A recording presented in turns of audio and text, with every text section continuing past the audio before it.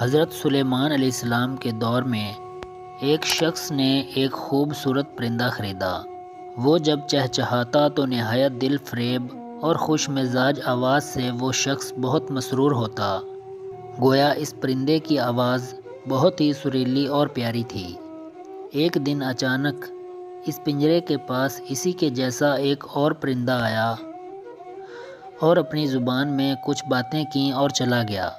پنجرے میں موجود پرندہ بالکل خاموش ہو گیا، گویا ایسا ہو گیا جیسے وہ گونگا پرندہ ہے۔ اس کے مالک نے 2-3 دن انتظار کیا مگر پرندہ بالکل خاموش۔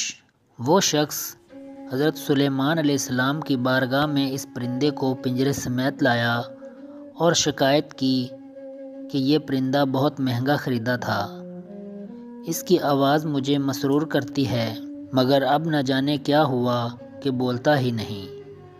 حضرت سلیمان علیہ السلام نے اس پرندے سے پوچھا، کیا وجہ ہے جو تم خاموش ہو گئے ہو؟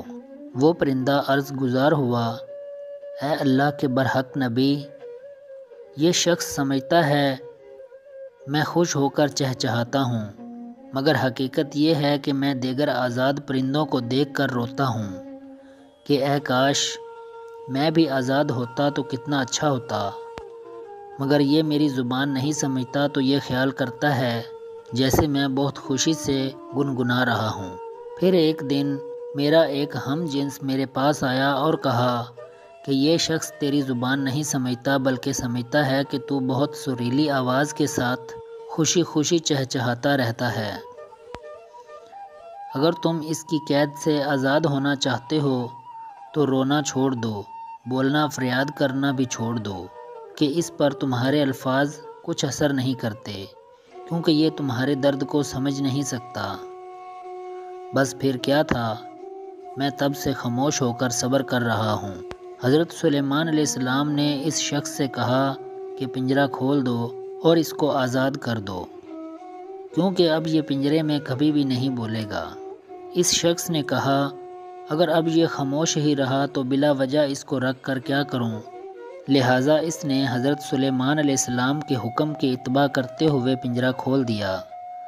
وہ پرندہ فوراً اڑ کر درخت کی شاخ پر جا بیٹھا اور اس شخص کو دیکھ کر کچھ چہچہا کر اڑ گیا۔ اس شخص نے حضرت سلیمان علیہ السلام سے عرض کی کہ یہ کیا کہہ کر گیا ہے؟